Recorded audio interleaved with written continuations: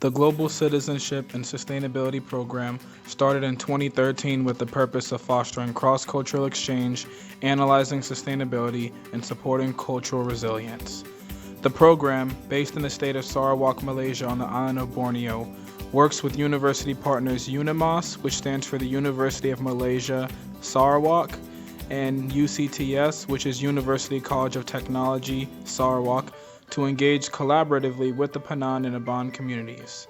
After weeks of preparation at Cornell, we arrived in the city of Kuching to embark on what has been an invaluable learning experience. While our classmates traveled to Miri to work with the Penan, our group flew to Sibu with our UCTS partners to meet with the Iban communities of Bawangasan and Machan.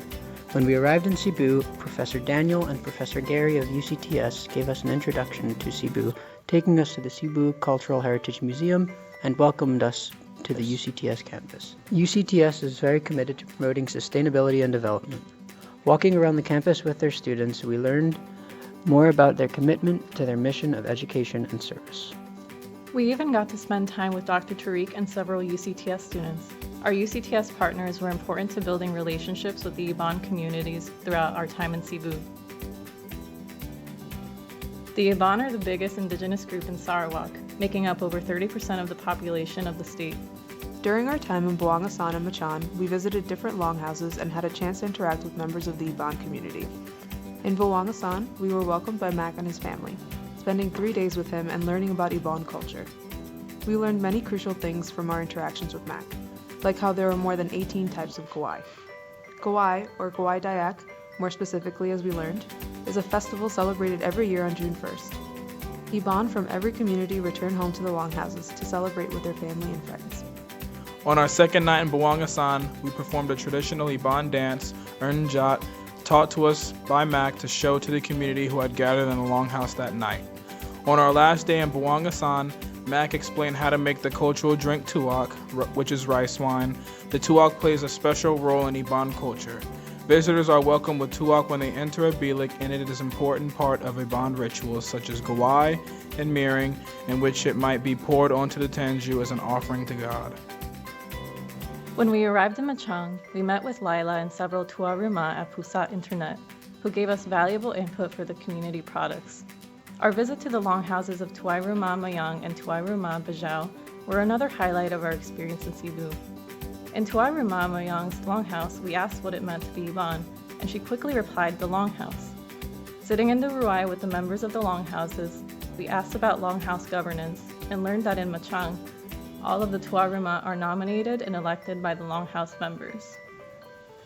We also learned more about Iban traditions such as the meeting ceremony and traditional tattooing, learning about its relation to headhunting and that the skill has been lost in recent years. In Tuairuma Bajau's house, the community members played traditional Iban instruments such as the gong, bergendang, and karumang.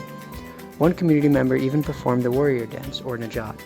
We each interacted with members of the longhouse by communicating through drawings and pictures.